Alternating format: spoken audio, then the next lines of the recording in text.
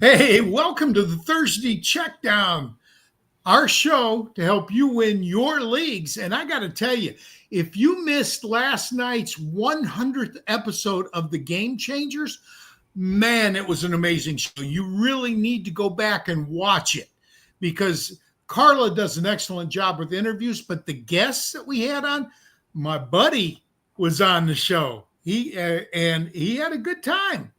Ricky had a good time. So go back and check that one. But we want to help you win your leagues, and that's what tonight's show for. And we got some special guests tonight to help us with that. Our pro tonight is Dylan.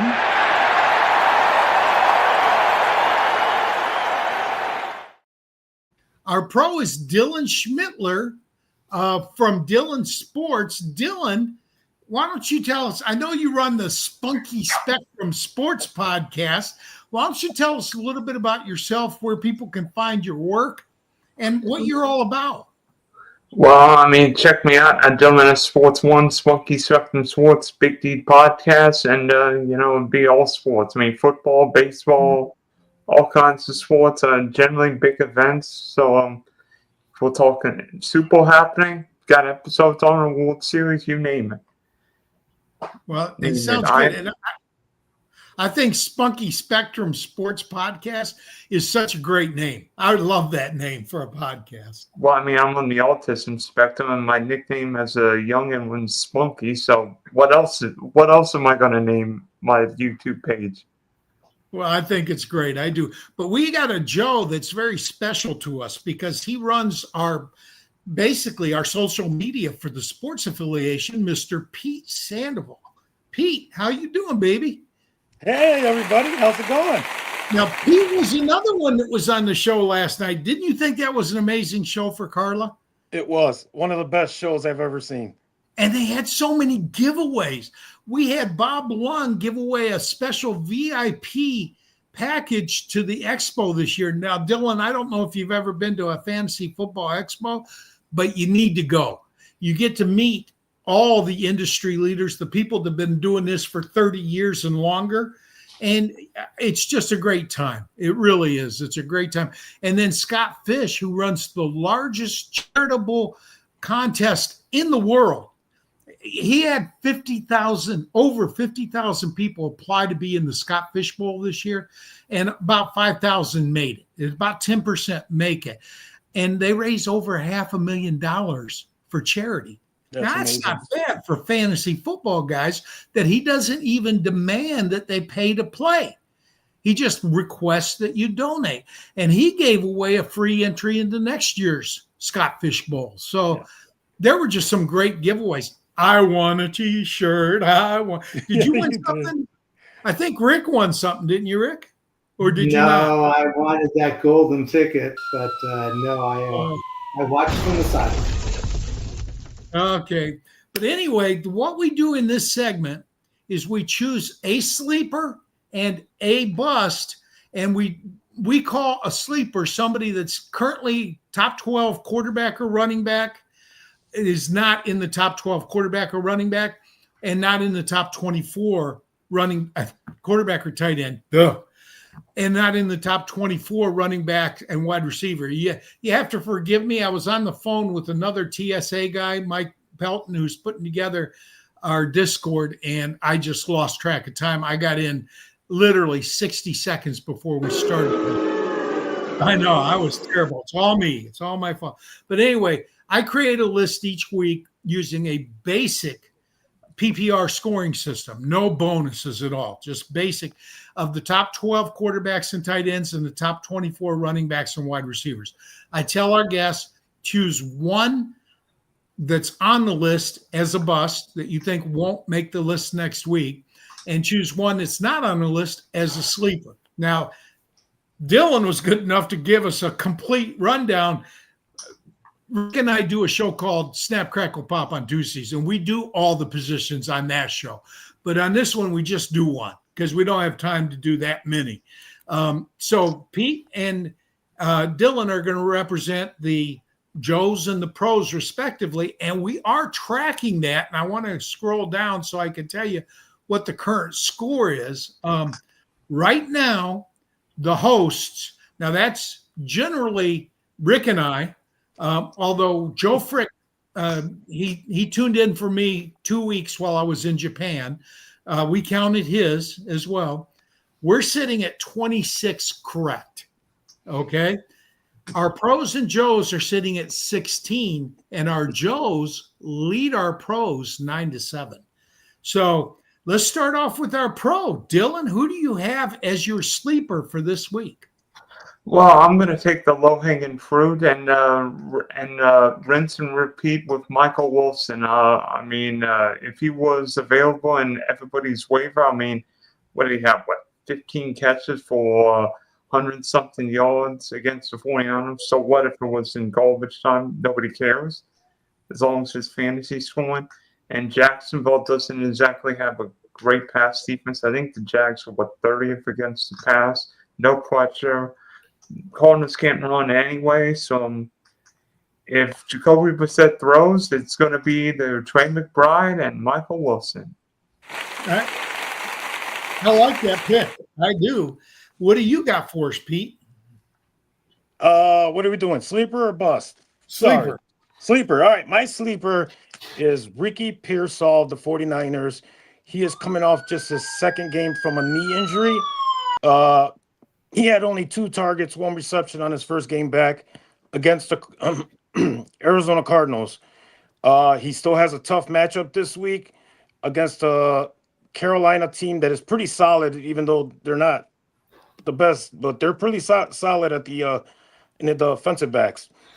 I see Pearsall having a good week and having a much bigger role this week against Carolina. They're at home, and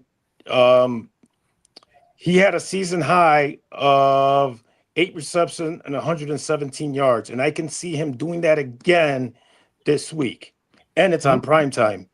Okay, and primetime does motivate these guys. People don't realize that does matter. Now, I got to say, I like that, but I got a question for you before we go on to Rick. Pete, put Pete back in the middle. Put Pete in the middle, because I'm going to ask him a question. Pete, who's the number 1 wide receiver in San Francisco? Is it him or Jennings? Oh, it's Jennings. Okay. He's been the number. Pearsall's been number 2 so far. So I would watch for the targets to go up big time. Like I said, he had a very small share last First week. game back. First game. Yeah. Okay, so now it's over to Ricky. Rick, who you got, buddy? Yay. And I guess I'm going to go along with Dylan and say that my sleeper is Jacoby Brissett, Arizona Cardinals quarterback. He has started 5 games for the Cardinals this season, and he's getting 314 yards per game. He's had 10 touchdowns, 3 interceptions. He is the quarterback 3 from a points per game basis just over that time, and trails only Drake May in yards passing since week 6. Now, last week, Brissett had a NFL record with 47 completions and over 400 yards. This week, he gets to play against the Jacksonville Jaguars. And as Dylan said, they're not very good against the pass. They're 26th in passing yards allowed and 28th versus quarterbacks in fantasy football. One other thing I want to point out, Brissett's only 32 years old. Are they making a quarterback change, and will this be lasting into next year? I know that the wide receivers and of course, Trey McBride are hoping that they do make that change. So I got to tell you, I was in an internet argument with a fellow interneter about Jacoby Brissett and Trey McBride. I mean, he was pumping up McBride big time after the second Jacoby Brissett start. And I said, pump the brakes a little bit. This is 2-game sample. You can't base anything on 2 games. Well, apparently I was wrong, because he's continued it in for all of his starts. He has turned Trey McBride into the number 1 tight end. And I got to say, those people who drafted Brock Bowers in the first round, they're wishing they had gone with Trey McBride right now. So, yeah. All right. You also have to look for Greg Dortch. He had a touchdown last week. I know he's kind of more of a gimmick player, But again, Hey, they I throw. start him in my Beat a Hall of Famer league because he returns kicks, and we get yards for kick returns.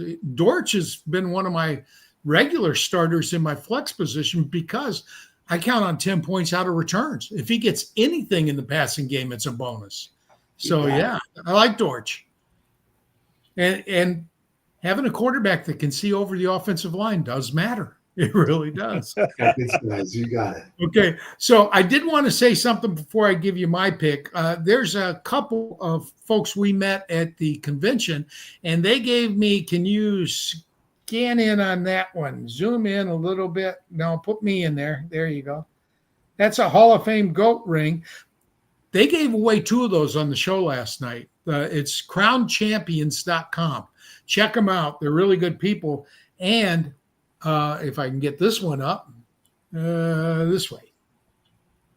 That's what I'm giving to the winner of my league this year. I bought 2 of them. They're good people. They're people you can trust. For me, you talk about low-hanging fruit, Dylan. That's me, baby. I went with quarterback, if you can believe this, Lamar Jackson. He's currently sitting at QB 19. Okay? Part of that's missed games. Part of that's missed games. Last week, he really didn't have a good game, but I don't expect 2 bad games in a row from Lamar Jackson. Okay. So, game squared, Jackson played at least 95% of the snaps in every game that his script has been where he's played at least 95% of the snaps. He's averaging 21.6 points per game. That gets him into the top 12 every week. So, I think last week was an exception. He had 4.72 points. It's not something you can depend on. So the Jets are allowing 20 points per game to quarterbacks. So I think Jackson rebounds in a major way this week. But now we got to go to the bust, and we're going back to Dylan. Dylan, who's your bust? Well, I'm sorry, but the Big D does not like Big D this weekend. I'm going Dak Prescott. I'm with you on that one. Where's the sound effect for me? Where's the sound effect? Give me a cheer. Give me a cheer. Nobody likes the Cowboys. Yeah. Okay, here's what I'm thinking. Even though Dak was great on Monday night, that game, Dak would have been more comfortable in slippers and a bathrobe facing the Raider defense. Now he's facing Florida. There you now go. He's facing a Vic Fangio defense. Dak threw for under 200 yards in week 1. That was with Jalen Carter missing the whole game. I don't know about you, but the Philly defense scares the living bejeebers out of me. I mean, Jared Goff looked like he was seeing ghosts on Sunday night. And remember, Jalen Phillips now is part of that Philadelphia pass rush. So Jalen Carter, Jalen Phillips, plus that secondary with who's with the with 2 young quarterbacks. I think that Prescott could be not just outside the top 12, probably outside the top 15 this week. Oh, I don't disagree. In fact, I know that another of our prognosticators is going to go with the Dallas player as well. But let's go to Pete first. Pete, who you got? All right, my bust is Justin Jefferson. I know, big wow, right? Bust Jefferson? No, but yes, scary to me. I told you I wouldn't have had the guts to do it. Hey, so all right, so and it may be the hot take, but over the season, Justin Jefferson, he's starting to show his frustration about the lack of good quarterback play, and he's only got two games where he eclipsed the 100-yard mark. Okay, and that was with Carson Wentz, and JJ is, JJ McCarthy is struggling. He's overthrowing players. He's throwing pretty erratic. Jefferson only has 2 touchdowns in those 11 games as well. Now they got to go into Green Bay with the defensive backs. They rank 6th in total yards and 7th in points allowed. He'll get his targets, but I believe the ceiling is dreadfully low for the star receiver. No, I love JJ. I know that JC, our compatriot, hates JJ, but I'm hoping you're wrong here. No offense, Yo, Pete. I get it. I get But it. I'm a Michigan guy, and JJ's a Michigan guy. So, all right, Rick, your turn, buddy. Okay, well, I'm the other prognosticator that is jumping on the the Dallas Cowboys, and it's Javonte Williams, the Dallas Cowboy running back. They're playing against the Eagles defense, and the Eagles defense is playing elite. I think Dallas is going to have to pass to stay in this game. But if you look at Philadelphia and the way they've gone against running backs, Jahmyr Gibbs was 12 for 39 yards last week. Yeah, he did get his receiving yards with 5 for 107, but receiving is not a facet of Javonte Williams' game. In fact, Dak rarely throws to running backs. He only has less than a 15% target rate to the running back position. So whatever Williams is going to get, he's going to have to get it on the ground. And I wouldn't be really surprised if this game isn't more of a grinder, low scoring, even though we've got two high-powered offenses going at it. I just think that the Philadelphia Eagles defense is going to dictate the pace of this game. I can't disagree with you because they shut down Detroit, and they had a high-scoring offense, and they shut down Green Bay, who also has a good offense. Yeah, now, true. And Jacobs got 21 carries for 74 yards and a touchdown. And he's probably missing this week. Yeah, but if you look even to the week before that, they had a bye. But if you look to the last game that the Eagles played against the Giants, they held Tyrone Tracy to 39 yards on 10 carries. I think that's Scatterboo was only 3 for 12, but he was hurt. So, they're a tough defense. And I think Dylan said it right. They only made that defense even tougher with some moves at the trade deadline. So, well, they really improved the pass rush. Jalen Phillips is an edge rusher, right? Yeah, and Jalen Carter is also on that front line, and he's just a bear. Is he playing this week though? Because he missed Detroit's game, I think.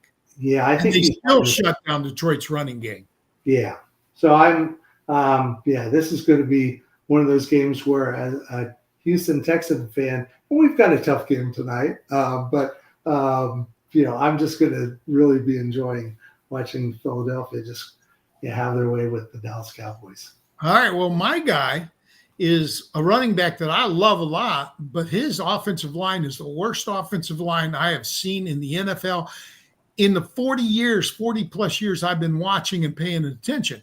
I turned 70. I turned 70 this year. I've been watching the NFL since I was 10, so it's been 60 years that I've been watching, but I really been paying attention the last 45 years.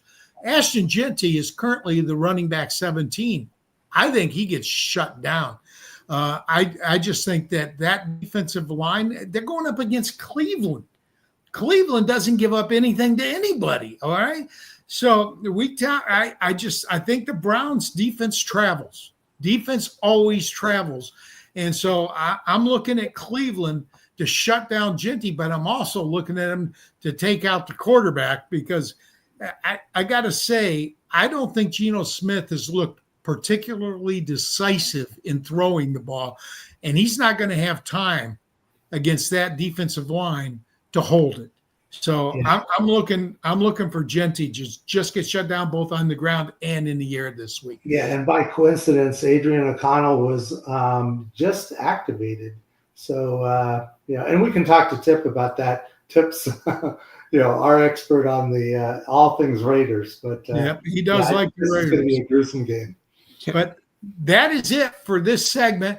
I don't know if Pete and Dylan are going to stick around, but if you are, we're going to put you in the back room for the news segment. We'll bring you back for the AI segment. If you're gone, I want to thank you both for appearing, and it's been great having you on.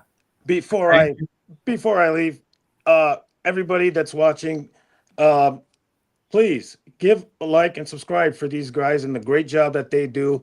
And you can follow them on X, Twitter, whatever you call it. Their handles are right below. And check out all the great shows we got going on. You'll enjoy it. Thank you, Pete. I appreciate it. Dylan, are you going to stick or are you going to run?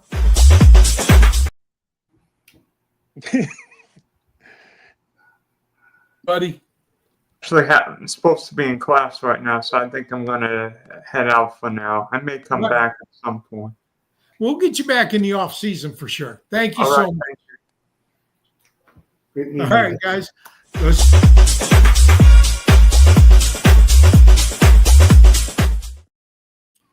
That always gets me dancing. And we got Tipster with us. Hey, Also, Well, Tip was on the show last night. Tip, did you win anything? did I win anything? Yeah. I won in life. Okay. what a good Just to let you guys know what a stand-up guy Mr. Lung is, Tip never got a printed Oh, for the expo last week. He had to write his name in. Bob Lung printed a Tipp Major entry card, and I've got that, and I'm not going to mail it to him, which I could do, and I'm also not going to drive to Houston to give it to him. I'm making Tip drive all the way to Austin to pick up his name tag, or he's going to have to wait until next year's expo when we'll see each other down there. But if you have to drive out there, make sure you get barbecue out of the deal. yeah, Oh, you're right. I'll Let me get some food out of this. There's all sorts of Boy, I hope he 3.5 brings hours out of my way for a name tag. Oh, I'm getting food out of this. I hope he brings Alana. I'll treat them both to some of the best barbecue in Central Texas at the South Side Market. They're very good. Okay. But okay. that said, Tip, why don't you explain this segment, because it's yours? Yeah, it's AI. And, we asked ourselves this question last year: is it AI or not to AI? And basically what we do is we pair myself up, Rick and Greg, we all pair up against these two AIs. You have Krog and you have Sir Whittington. Well, And- actually, we only pair up Rick and I. We don't count yours.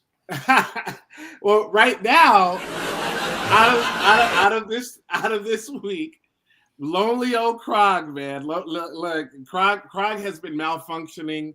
He's got his parts from the Russian, like that. Those were the Russian parts, and right now they are just not computing. And I don't know what's going on with him, but he is dead last in this competition. Along with Greg and Rick, they're holding up behind, but they're not quite where Krog is.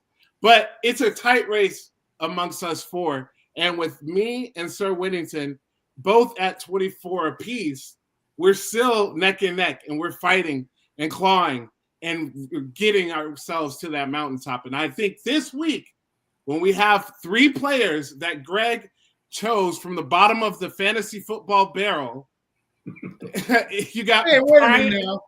you got Kyle Pitts is not the bottom of the barrel. Well, okay, he's the pit then. Okay. Brian Maybe not the bottom of the barrel, but Brian Thomas Jr. was a third-round pick.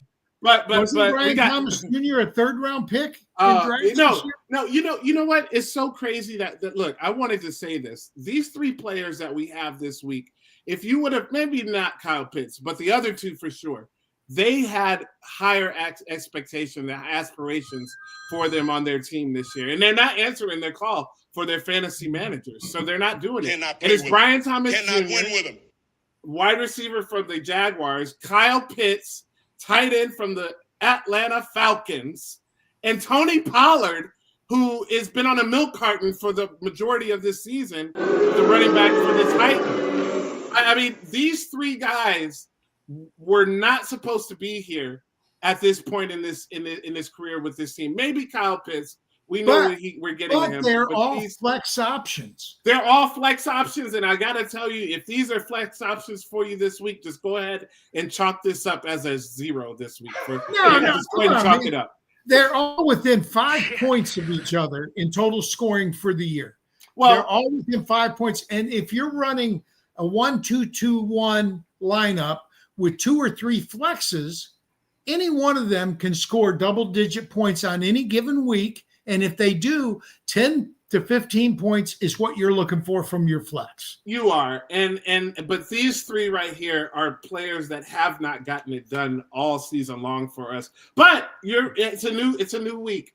I'm going to be more optimistic. I'm going to channel my optimism, Greg, and it's going to be a new week with these players. All right, so I'm going to tell you what Krog and Sir Whittington did because they actually Whittington first. They actually tied.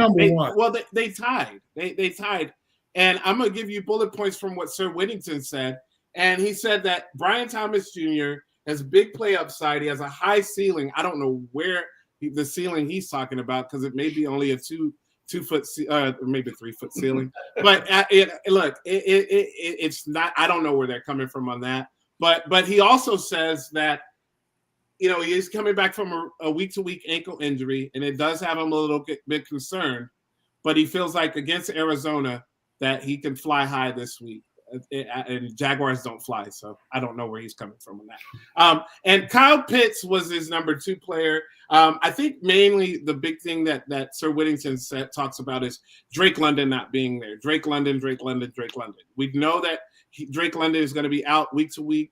He's definitely missing this week. And I think that he thinks that Kyle Pitts and Kirk Cousins, because Michael Penix is also out too, he may feel that Kirk Cousins is going to throw the ball 30, 40 times. There's no way in the world that's going to happen. But, hey, I think Kyle Pitts may be the target leader, so I can understand why Kyle Pitts is number 2. Number 3 for Tony Pollard, it is Tony Pollard. And, he said he's a lead back, but I don't really necessarily think he's a lead back because they only run the ball like 20 times a game. They're one of the least running teams out there. So they, to me, don't seem like they have an identity as far as running. But he feels like that, it's going to be a matchup situation against Seattle, who is a tough team. And that's why he has him ranked at number 3. For Krog again has him ranked the same way. Brian Thomas Jr., Kyle Pitts, and Tony Pollard. And with Brian Thomas Jr., he just feels like that, they're going to get him involved in this offense somehow. He feels like that if this is going to be the week, this is going to be the week to do it because Arizona's been playing really well. They've been scoring points. So he feels like this might be a sneaky shootout where Jacksonville is going to have to keep up with this Arizona team. And I don't fault him for that. I think that's a valid point. Kyle Pitts, on the other hand, is not a valid point because he said that he's a mismatch. He is a mismatch, that's true, but for some reason on the NFL field, he has met his match.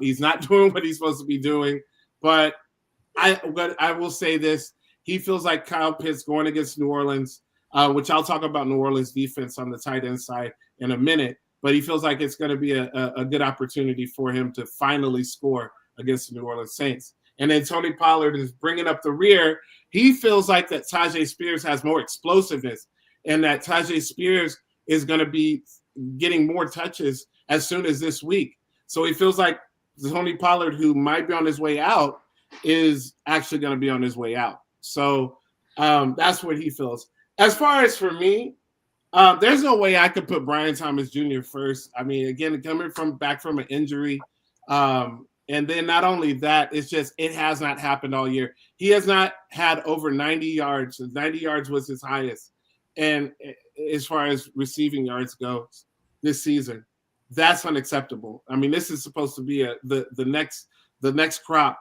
This is supposed to be the next guy, and he's lost his confidence. That's why I have Kyle Pitts number 1. Because Kyle Pitts is at least going to get a lot of opportunities.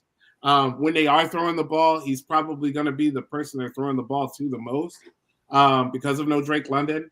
I feel like they're going to run the ball a lot, but when they get down into the red zone, Kirk Cousins is still smart enough to notice a mismatch.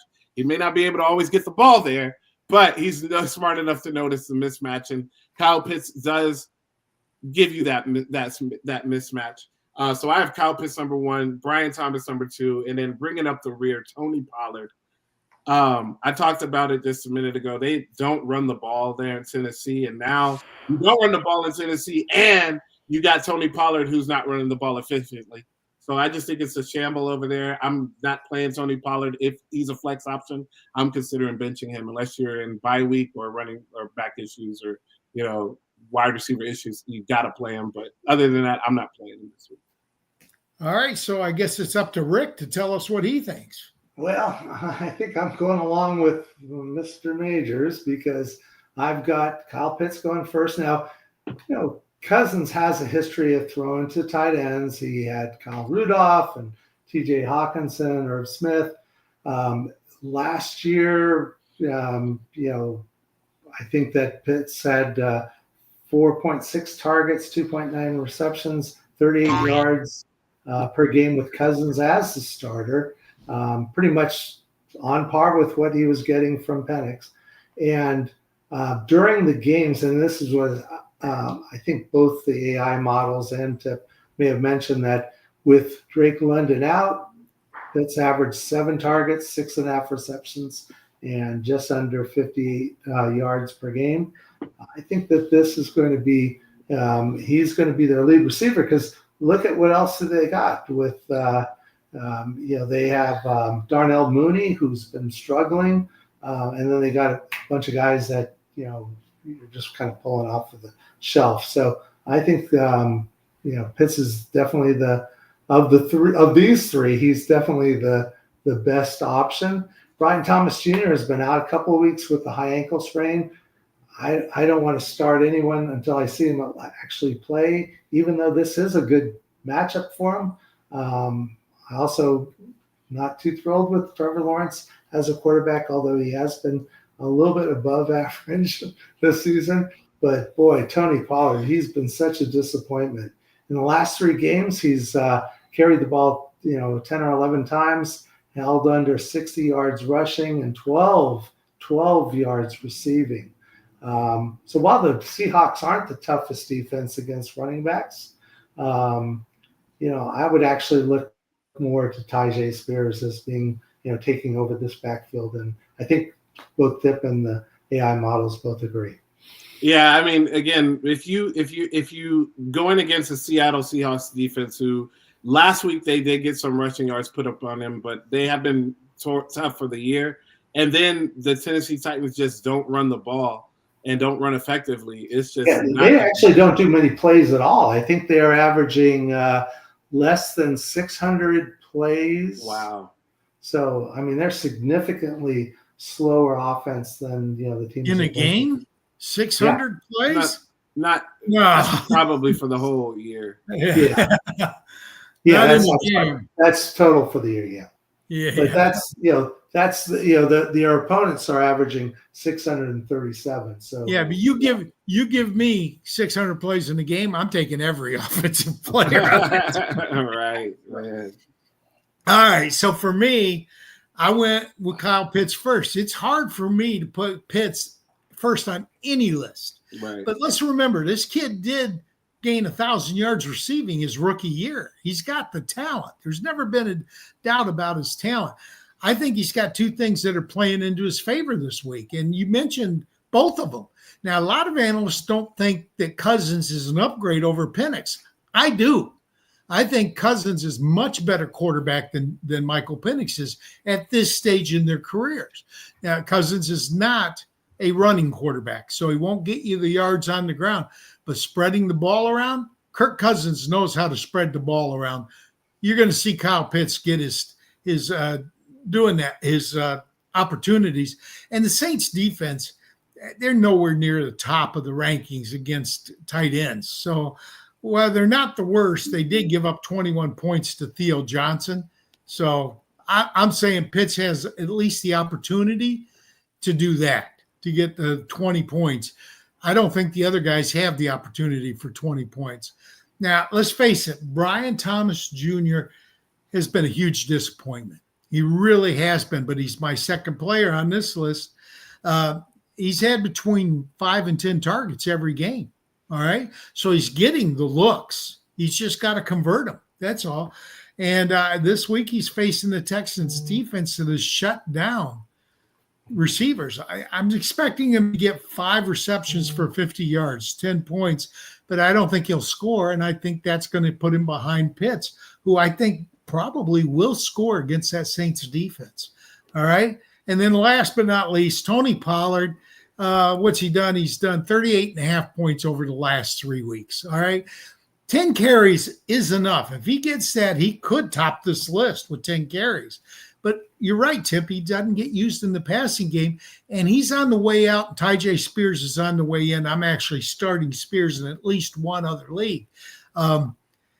He's averaging 7.7 points per game over his last 3. That's just not enough to lead this. I don't think it's enough to take second in this competition. So for me, it's going to be Pitts, Thomas, and Pollard. And I think, did we all agree? We did. The AIs though favor Brian Thomas Jr., Kyle Pitts, and Tony Pollard.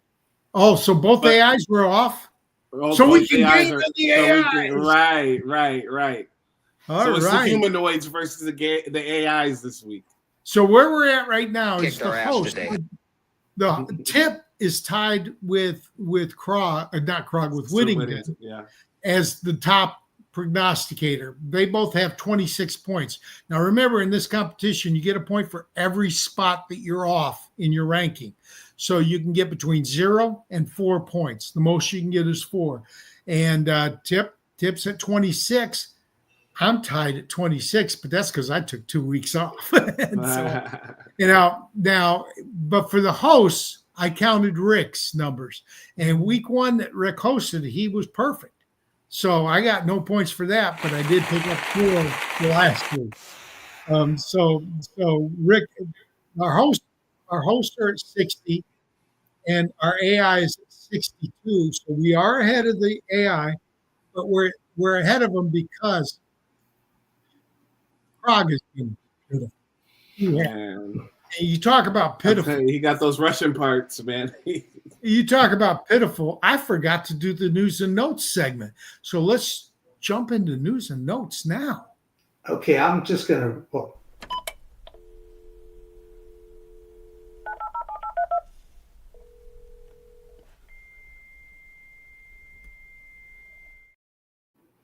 Whoa! Let's that was give a us blank video clip for me. I don't know if you guys saw it, but I saw nothing but blank screen. Well, we're going to just do a abbreviated version because I want to make sure we also save enough time for the mailbag questions. We're week 12, 4 teams on bye: Broncos, Dolphins, Chargers, Commanders. So if you have anybody from any of those teams, Justin Herbert, Bo Nix, Devon A-Chain, Lad McConkey, you want to make sure you get them out of your lineups. The Chargers need a bye week. They need a bye week. They're beat up on that offensive line. They need a I was going to say both tackles, and that not only affects the running game, but it's also affecting people talking about. And we'll come to a question about Quentin Johnson, I think, later in the mailbag section. But just not enough time for him to be able to extend the field and get himself open. And so, you're going to get to running backs, but is Vidal also gone? I think he is still questionable. So if that happens, we don't know what their running back situation, because they're already out on Marion Ampeton and Najee Harris. Yeah. So they've got 2 guys named Joe running. I think I couldn't even tell you. Well, their top running back right now, I think, is their quarterback. I think Justin Herbert has the most yards on that team right now, rushing. Yeah, I mean, because their running backs are, and he's not a rushing quarterback. Johnson and Travion Williams. So hitch your horse up to both of those guys. One other thing too, and I'm watching it carefully. I guess Travis Etienne. Possibly out. In fact, it was funny because the injury report listed him as linebacker. So unless he's switched over to the defense, and so that's going to cause some excitement about anyone who's been waiting for a Tootin season. SCN. Except Tootin got hurt last week too. Yeah, he has a possible. He had more carries than Etienne did before the injury. So who is the running back behind Tootin? LaQuint Allen. LaQuint Allen. But he's more of a receiving back than a running back, to be honest. He's more of a look. Actually, his skill set and what he's best known for is pass blocking. So that'll be kind of. I don't know. Oh wait, all I gotta say is and he better find every ounce in his body to get himself on down that This field. is your opportunity. This is his opportunity, man. Look. I've been practicing on saying the guy's name, so I'm going to go up to the suspension of Jamar Chase for spitting on Jalen Ramsey. So what that does is brings up T. Higgins as your wide receiver 1 and Andre Ioshavas. Close to that time. You did good that time. So he's going to be a hot target in free agents if you haven't already picked him up.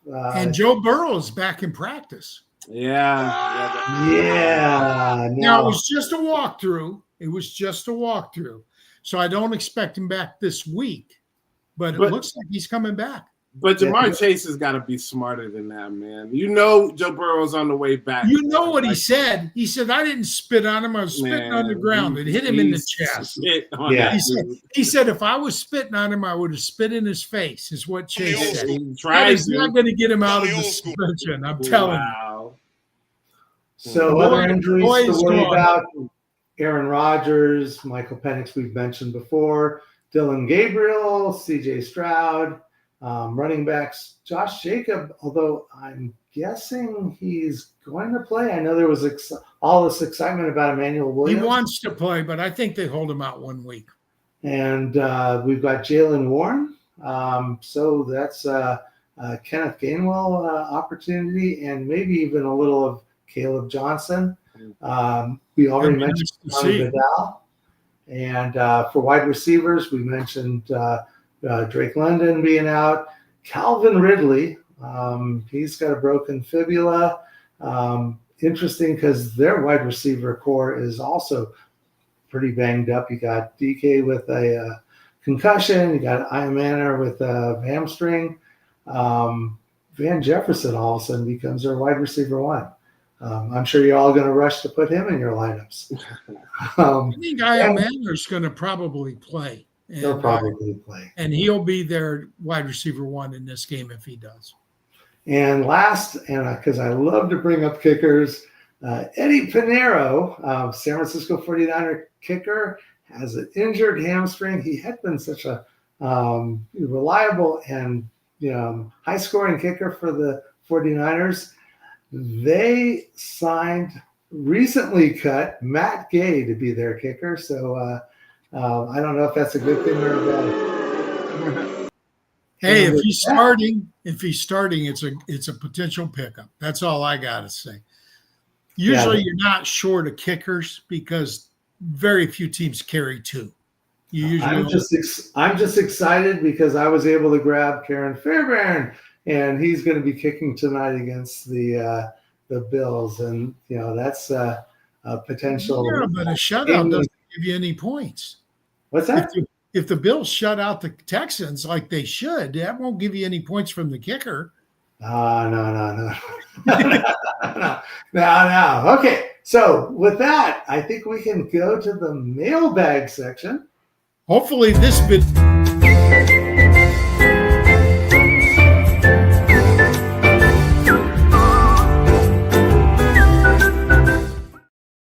Well, that one played. That one looked good. Okay. All right, Rick, I'll go to you first. Is there anything in the chat? I actually didn't see anything. Message. Looks like it's clear. All right, if the chat's clear, we do have questions from the mailbag. From Michael Dunklin, start 2 from these players: Justin Jefferson, Quentin Johnston, Parker Washington, Cam Sutton, Tez Johnson, Troy Franklin, or Ricky Pearsall. Now, I know that one of our hosts has Ricky Pearsall as his sleeper this week. I'm interested to see if he'll start Pearsall over the other guys because I'm not. Go ahead. You're not going to be starting the 2 Denver wide receivers because they're on bye. So Sutton and Troy Franklin, they're sitting. So that narrows it down to Parker Washington, Quentin Johnson, and Tez Johnson. Quentin Johnson's on by. And Quentin Johnson's on bye, and he's just been struggling the last couple of games anyway. So if you're asking this question, you didn't even look at the bye weeks. Yeah, but that's okay. That's okay. I would, That's what we're for. and I know you don't like the word start your studs, but I still would go with Justin Jefferson. He's actually been pretty solid. I mean, he's been getting you in the teens and scoring. He just isn't what you would hope for when you drafted him in the first round. But I would definitely still go with Justin Jefferson, and I would take the shot at Ricky Pearsall. I mean, the Purdy's back, and I know he had 0 yards and only 1 reception last week, but I think that this is a good opportunity to put him in your starting lineup. Did he have 3 targets last week? I think 2 or 3 is all he had. Oh, he only had 1 target? Or one catch. I don't know if he had more than catch. one. I thought he had 2 or 3 targets, so he wasn't used a lot. Tip, what do you think? I'm going to go with Pearsall. First of all, the Carolina Panthers at one point in this season were really good against the pass. They had turned that around. They were really a good pass defense. In the last 3 games, though, however, they've given up 250 yards passing. So I think Carolina is susceptible to getting some passes on them. Maybe last week was, let's see how good Ricky Pearsall is going to, come out of this. Is he going to be set back free? All that good stuff. And he seems like he's doing fine, ready to go Monday night. So I think Ricky Pearsall, this is his week. Last week I was a little concerned. This is going to be his week. And then, of course, Justin Jefferson. You just can't sit him. I mean, you put that tag on him. As long as he's healthy, you got to play him. Hopefully, J.J. McCarthy and him find some type of connection. And I think they will over some more time. But J.J., McCarthy's got to stop throwing those bullet passes, man. He's got to put a little bit more touch on the ball. Yeah, he does. I agree with that entirely. I went with Justin Jefferson for sure because you don't draft a guy in the first round to sit him in week 10, week 11, week 12. You just don't do that. Justin Jefferson is easily the first pick for me, but the second pick is going to be Parker Washington, okay? I just think Parker Washington he's built himself a place on the field, and he's produced at least 62 yards or a touchdown in 3 of the last 4 games. So he's producing, okay? If Johnston were playing, he'd be my third choice, but I apparently forgot that he was on bye too. I thought he was off bye this week. But so it'd be Washington and Jefferson for me, with Jefferson at number 1. Yeah, the only thing that worries me a little bit about even Parker Washington was he has developed a good rapport with Trevor Lawrence. But you've got Brian Thomas coming back. You've got Jacoby Myers, who should be developing, is understanding the playbook and should have a little bit broader route tree. So Parker Washington is now kind of like their wide receiver 3, and they don't pass that much either. So it's like, I just think that you have way more upside with Ricky Pearsall. Fair enough. From Josh Sexton, Shuff or JJ? His opponent has Jefferson, so he's leaning towards JJ as kind of a backdrop. What do you think, Tip? Who was the first person? Shuff, quarterback from New Orleans. Oh, okay. Or JJ McCarthy. I'm still gonna go with JJ McCarthy. I think that Saints game, no, it's gonna be one of those grind them out, nasty, low scoring. Kirk Cousins. It's going to be one of those things that turns into a shootout. Just no, because I don't see it. I don't see either one of those teams capable of getting to a shootout. Now I know Kirk Cousins did it last year or 2 years ago, whatever, against He's done Tampa it his whole Bay. career. He's done it, but this is different. No, he just don't have it anymore. So I'm going to go with JJ. I'm going to go with JJ's side. He also offers the rushing upside too. He's tough, so that's going to give me. And I know Shuff. Hey, he's run the ball a little bit as well, but I just think JJ, he's got better weapons. He's got more of an opportunity. Do you agree, Rick? I actually don't. This is one where I'm going to have to disagree with my good friend Tipp. J.J. McCarthy's going against the Green Bay Packers on Lambeau Field. I think that's a tough recipe for any quarterback, especially one who's struggling. Where you've got Shuck going against the Falcons, they're a decent defense, but the Saints are coming off a bye, and Shuck in Week 10, 19 for 27, 282 yards, and 2 touchdowns, and no interceptions with 128.9 passer rating. Has J.J. McCarthy even come close to that? I don't think so. I think he shocks people this week. I think he I hope you're right, Tip. I think he does. I agree with Rick. All right. For Week 12, Tyler Shuff, he projects a slightly safer fantasy value than J.J. McCarthy, given recent performances, basically. I think projections have Justin Jefferson as not being a big factor in this game, so I wouldn't use him to offset it. I think, actually, from what I've seen of J.J. McCarthy, he has a better rapport with Jordan Addison than he does with J.J. McCarthy at this time. Shuff is projected for a moderate game, maybe 14, 15, 16 points, so it's not great. But I just think that Shuff, he's got a Olave to throw to, and that's not too bad. And Jawan Johnson's been doing pretty good too. I just think Shuff is a better quarterback this week. Now I'm hoping I'm wrong because I love JJ, and I love to point out to JC that JJ had. Like I said, I asked JC after last week's comeback where JJ led him down the field to tie the game. What do you think now? But they ended up losing anyway. So for me, not anything in the chat yet. Still nothing there. Okay. Well, one thing I will say about Justin Jefferson, I'm looking at his game log in Green Bay. I'm not going to talk about last year. Last year he struggled in Green Bay. Oh no, I'm sorry. He struggled. He struggled everywhere last year. I think he was out last year. He struggled in Green Bay the year before that, 58 yards. Year before that, 15 yards. So his highest point total while he was in Green Bay is 85 yards and a touchdown. So that's decent. That's actually close to what I think he can get this week.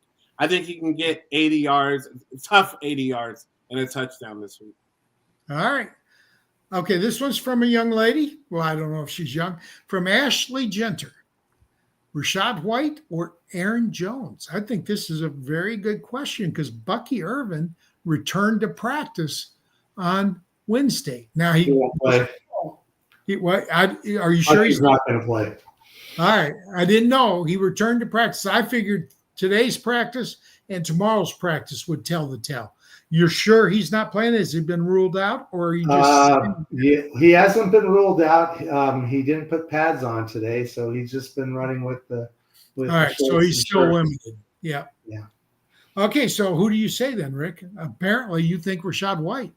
Actually, I think Aaron Jones, if he's healthy, he's had at least a touchdown his last in 6 games this year. He's going against the Vikings, who ranked 25th in run offense. You mean run defense? Run defense, with giving up 103 yards per game.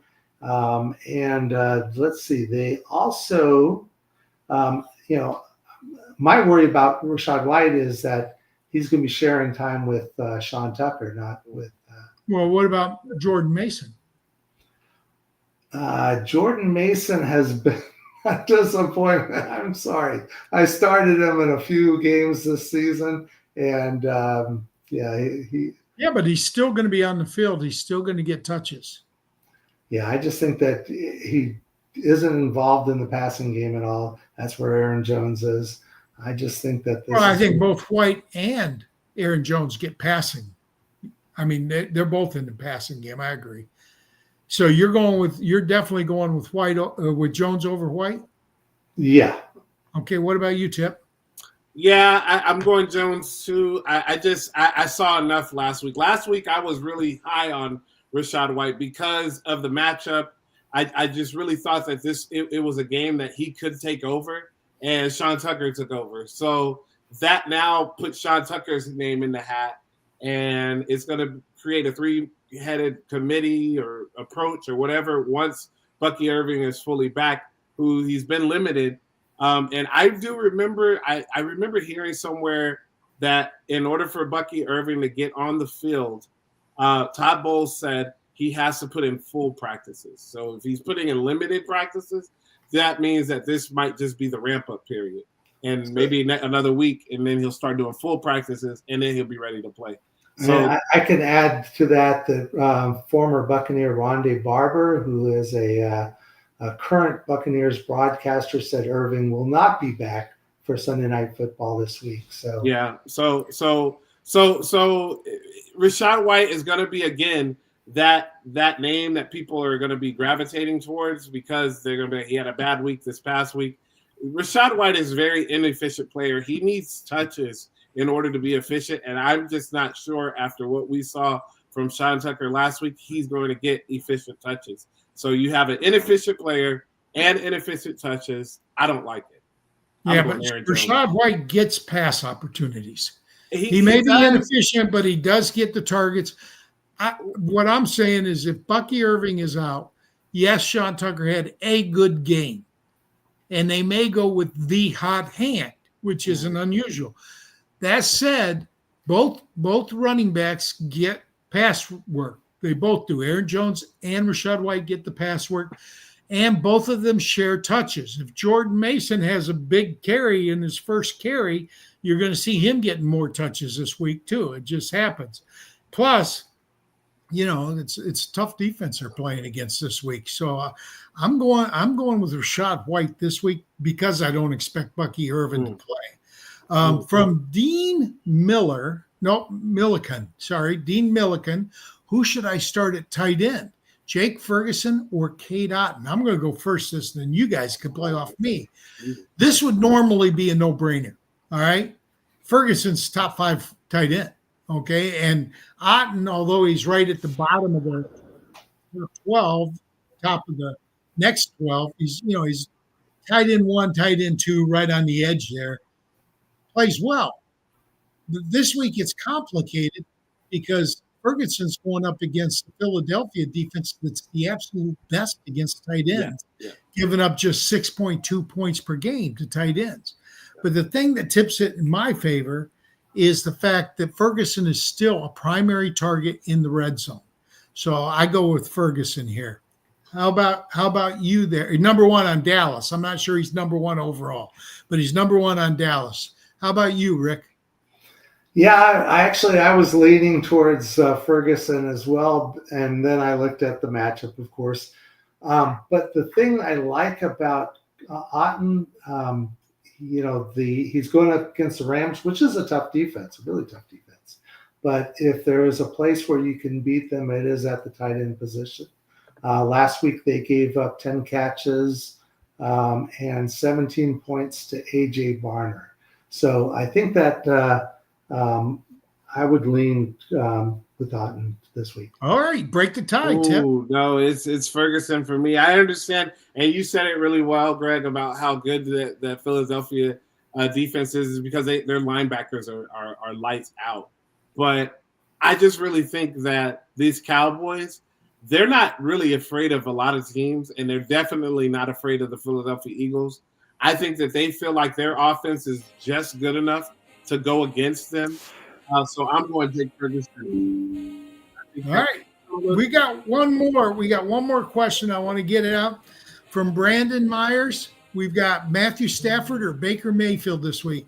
Okay, I'm going to go real quick, and then you guys go real quick so we close up the show. Overall, Stafford is recommended start for Week 12 in PPR and standard fantasy leagues.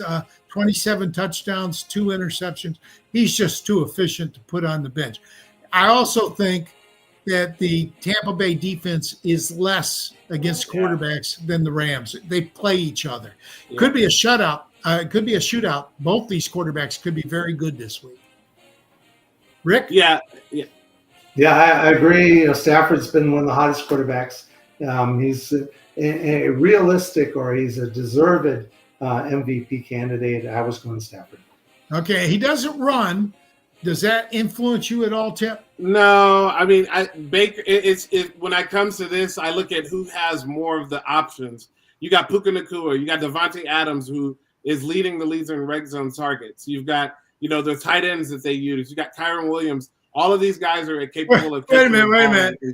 You got what? The tight ends that they use? You can't even name the tight ends? You got Terrence Ferguson, you got Davis Allen, and then you also have Higbee. Parkinson, too. And you got Parkinson. You got 4 tight ends that they use. Yeah, but they didn't come right to your mind, which tells me. No. I've been pushing the music. I was trying to speed. Kate Otten is a better target for Baker than the tight ends in St. Louis. Well, St. Louis. Well, it used to be the Rams. I don't know if you combine all 4 of them though, or 3 of them, or however the utilization is. I think it's good enough. I think it's good enough with the Puka Nacua and Devontae Adams. I think those guys are the difference. But if you take all the tight ends as a whole, I will bet you Kate Otten outscores them by himself. I tell you, what are we betting? I've been snapping up Terrence Ferguson. All right, you come here. No, you're going to the expo. I will buy you a drink at the expo. Okay. A drink. All right. So wait, this week, this is the bet, because I want everybody to hear this. This week we have Kate Otten versus the Rams tight end room. The whole room. Who has more yards? Who has more fantasy? More fantasy points. Point per reception, more fantasy. That is a bet, Greg. All right. That is a bet. Yeah. And I don't see any other questions in the chat, so. Want to thank all of our guests for coming on. Tip, thanks for sticking for the mailbag. Yes, My apologies for being a little bit late, but we still got in under 103, so let's go.